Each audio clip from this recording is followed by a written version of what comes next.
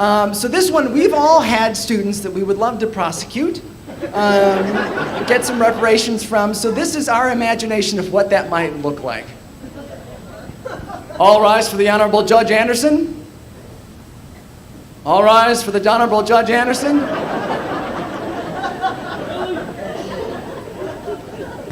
You may be seated.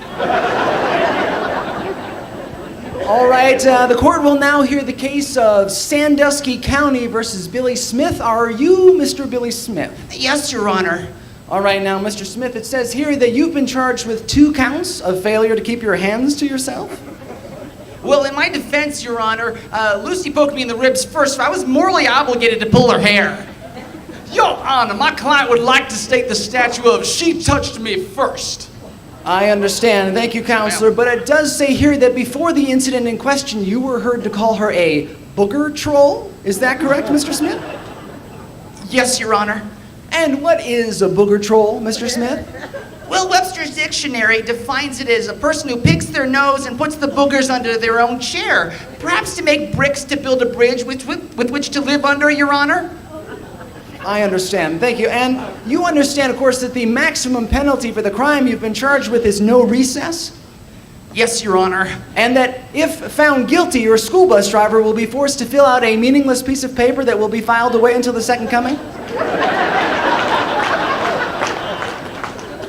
Yes, Your Honor.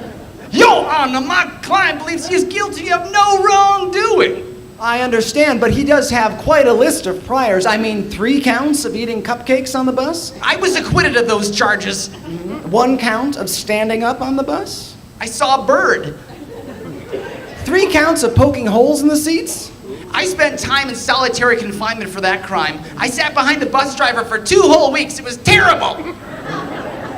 Your Honor, my client used half a yellow crayon drawing a sorry picture of a school bus in repentance for that crime. I'll give you Exhibit A.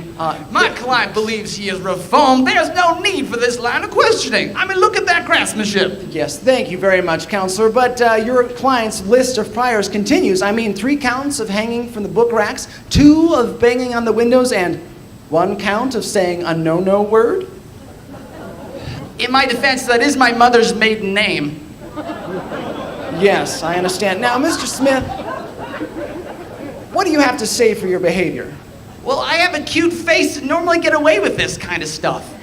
Your Honor, the prosecution would like to call its first witness to the stand. I'll allow it. The prosecution calls Miss Danielle Trumbull to the stand. Miss Trumbull, place your hand on the Minecraft coloring book. Do you swear to tell the truth, the whole truth, and nothing but the truth, so help you Ninja Turtles? Cowabunga!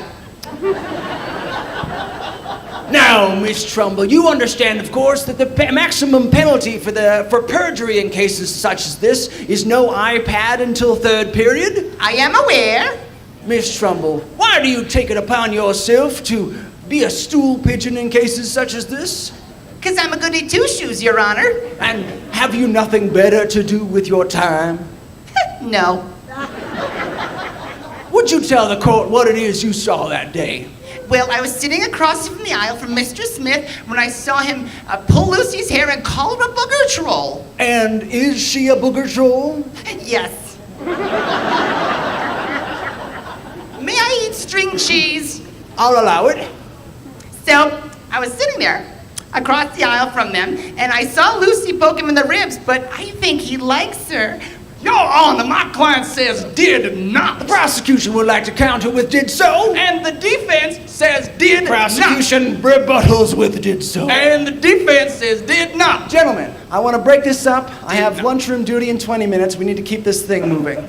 All right. Now, Miss Danielle, would you please point at the person you accuse of pulling Miss Lucy's hair? Your Honor, I object. It was proven in Middle School Bullet versus the Lunch Lady that if you point 1 finger at somebody, you're actually pointing 3 at yourself. Yes, thank you, gentlemen. Anything else, prosecutor? No, the prosecution rests. After all, it is almost nap time. Gentlemen, before we wrap up, I'd like to say to Mr. Smith that your case does not look too good. I mean, you are a renowned loudmouth, a convicted seat wetter, and have often kept your feet in the aisle. What do you have to say for yourself? Well, sir, I've been spoiled for much of my life. I never pick up my own toys, and the tooth fairy gives me $20 bills under my pillow. I consume 6 pounds of sugar a day in the form of apple juice, and I recently got out of the Betty Ford Clinic recovering from a Go-Gurt addiction. I may not be the model student, but I asked the court for mercy. Thank you very much. Counselor, before we move on, do you have any final comments? Your Honor, there comes a time in the life of every elementary school student when they are confronted between the choice of good and evil. My client sits right at the crux of that decision. Should he be thrown to the dogs or shown mercy? I say mercy! We give him a sticker chart. That way, if he gets one good day, he gets a gold star. 3 gold stars in a row, and he gets a pizza party. That way, the bad kids are rewarded, and the good kids are not. I'll rest my case. Okay, thank you, gentlemen. In my professional opinion, sorry, what? Mr. Smith, it has just been made, the court has just been made aware that you have an IEP. Therefore, you get off scot-free. So I approve the use of the proposed sticker chart, and this case is dismissed.